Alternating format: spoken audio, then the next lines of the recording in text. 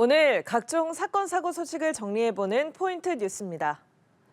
첫 번째 소식입니다. 오늘 오후 인천의 한 공장에서 불이 나 2시간 10분 만에 꺼졌습니다.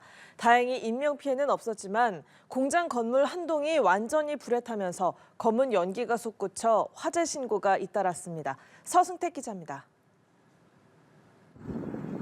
건물에서 뿜어져 나온 검은 연기가 하늘로 치솟습니다. 이내 주변은 뿌옇게 변했고 연기는 인근 도로까지 퍼져나갑니다. 화재가 발생한 건 오후 1시 15분쯤. 인천시 서구 과자동 파티용품 제조 공장에서 불이 났습니다. 그런 게 겁나더라. 이집한 건 어쩔 이 화재 대칭 어쩔 줄 아무것도 모르더니 이게 옮겨붙을까 봐 공장에. 인명피해는 발생하지 않았지만 검은 연기가 상공으로 치솟으면서 화재 신고 60여 건이 119에 접수됐습니다. 불은 2시간 10분 만에 완전히 꺼졌지만 공장 건물 한 개 동과 인접한 화장품 제조 공장 일부가 불에 타 앙상한 뼈대만 남았습니다. 소방당국은 대응 1단계를 발령하고 소방관 등 인력 300여 명을 투입해 진화 작업에 나섰습니다.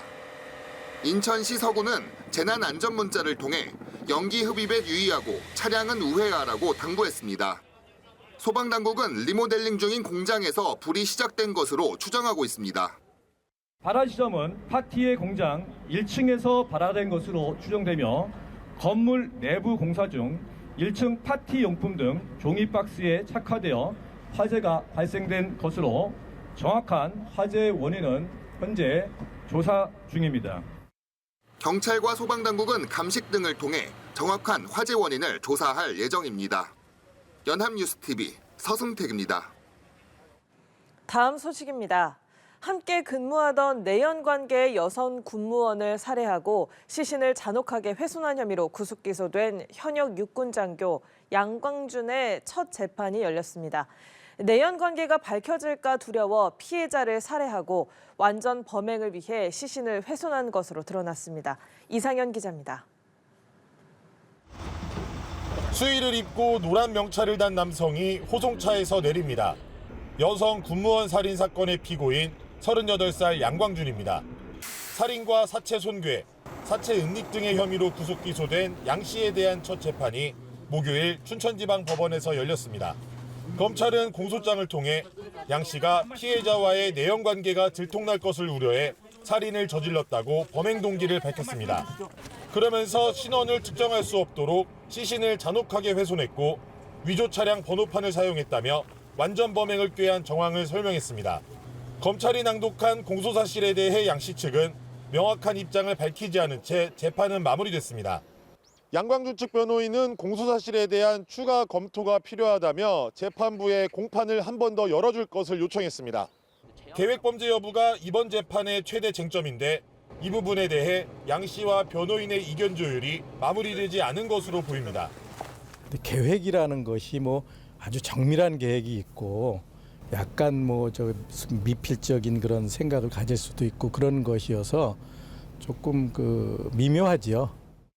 양 씨 측은 다음 달 16일 열리는 속행 공판에서 범행 동기와 계획 범죄 여부에 대해 답변할 예정입니다. 연합뉴스TV 이상현입니다.